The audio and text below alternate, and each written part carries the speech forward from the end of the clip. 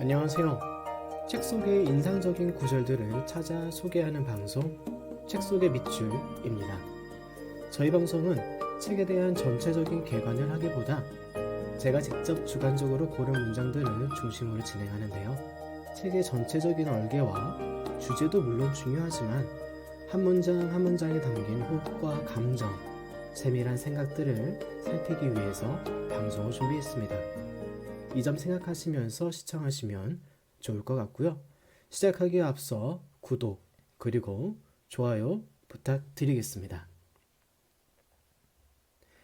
이번 시간에는 조남주 작가의 82년생 김지영에 담긴 문장들을 함께 다루려고 하는데요. 워낙 페미니즘 이슈로 세간에 알려진 작품이기도 합니다. 그래서 익히 아는 내용의 책이기도 합니다만 책 속의 밑줄들을 찾아서 소개하는 방송이니만큼 제가 직접 고른 몇 개의 문장들을 함께 살피면서 다루는 맛이 또 있지 않을까 생각합니다.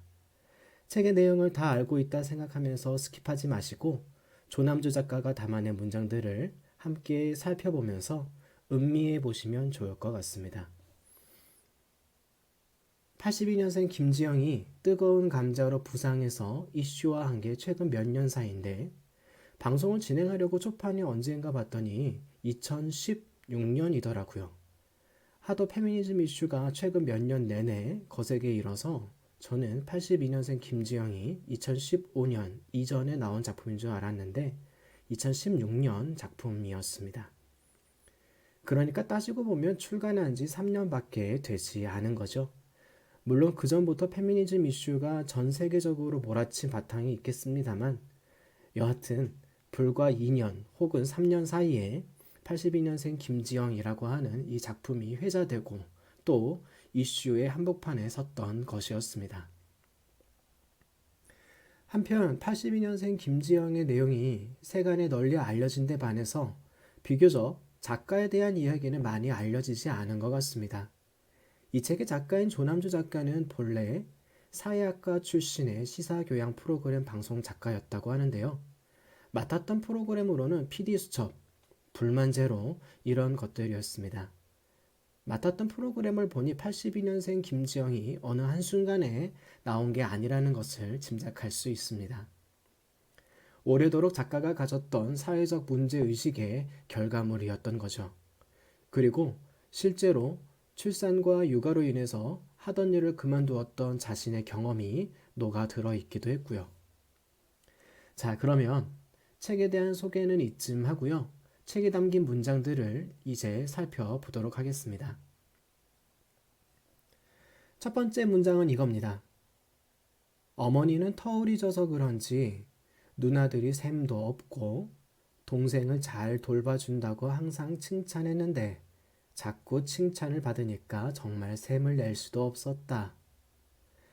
사실 저는 외동으로 자라서 저 문장의 내용을 100% 공감하기에는 어려움이 있습니다. 미루어 짐작만 할 뿐이죠. 근데 저희 집에 애들이 둘 있는데 첫째 녀석이 혹시 저런 마음으로 크진 않을까 하는 마음에 부모로서 제 자신을 좀 돌아보려고 골라본 문장입니다. 하긴 그렇죠. 뭐 애들 뿐이겠습니까? 어른도 마찬가지리라 생각합니다. 처음에 각인된 인상과 분위기가 너무 착한 사람인 것처럼 보이면 정작 불편한 감정을 내비치기가 참 어렵지 않습니까? 그래서 하다못해 굳이 처음부터 좋은 사람으로 비칠 필요는 없다라고 하는 처세술도 있기도 하고요. 하물며 어린애들은 어떨까요? 거기다 성장 과정 내내 그런 시기면 아무리 좋은 누나 혹은 형이라고 하는 그런 평판을 얻어도 정작 본인 속은 편하지 않을 것 같습니다. 여하튼 저 문장을 보면서 우리 첫째 생각이 많이 났습니다. 아무래도 잘해줘야 될 것 같습니다. 이제 두 번째 문장인데요. 이겁니다. 당시 보험 아줌마, 야쿠르트 아줌마처럼 아줌마라는 이름이 따라붙는 주부 특화 직종들이 붐이었는데 대부분 회사에 직접 고용되지 않는 형태라 일터에서 분쟁이 생기거나 다쳐도 혼자 끌어안고 해결한다고들 했다. 예, 이 문장입니다. 이 문장이 담긴 82년생 김지영을 보면 흔치 않게 각주가 달려있는 것을 볼 수 있는데요. 그 출처를 밝히고 있습니다.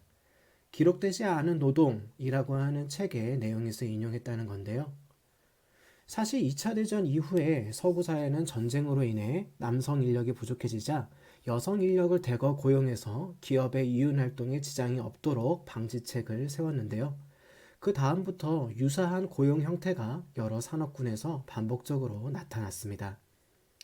여성의 일자리 창출이라고 하는 명분은 분명 긍정적인 측면이 있긴 했지만 기업의 이윤을 지속적으로 끌어내기 위한 방편으로 포섭됐다는 측면은 아쉬움으로 남습니다. 그런 측면에서 보험 아줌마와 같은 주부 특화 직종들의 비정규직 실태는 동일한 맥락을 가진다고 할 수 있습니다.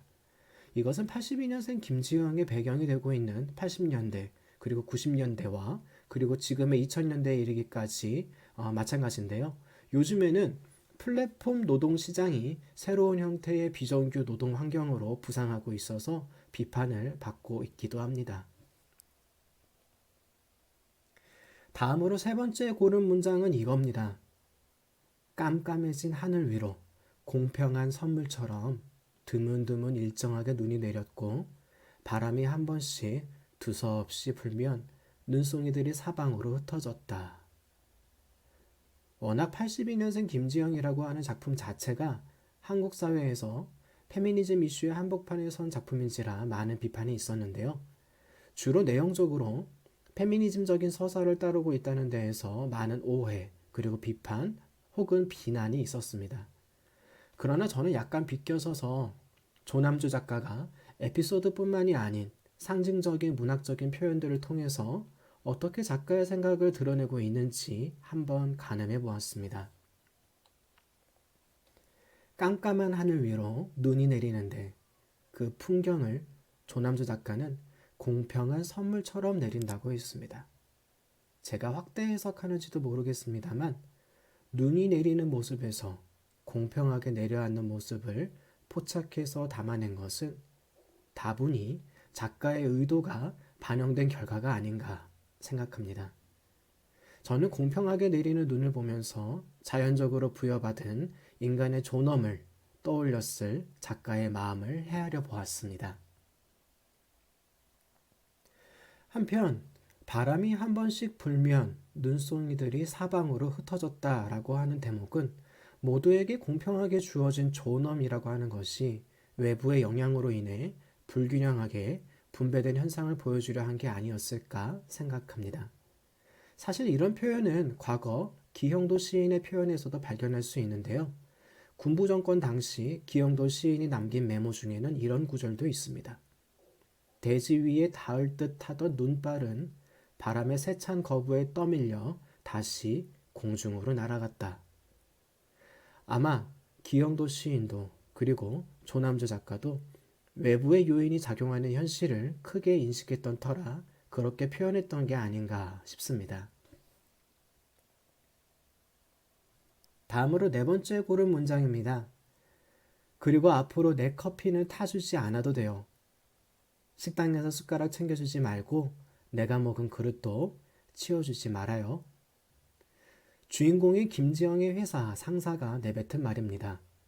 자기 밥그릇 정도는 누구 손 빌리지 않고 스스로 하는 게 당연한 건데 실제로 사회생활을 해보면 그게 그렇지가 않습니다. 연장자와 연소자가 나뉘고 선배와 후배 그리고 선임과 후임이 나뉩니다.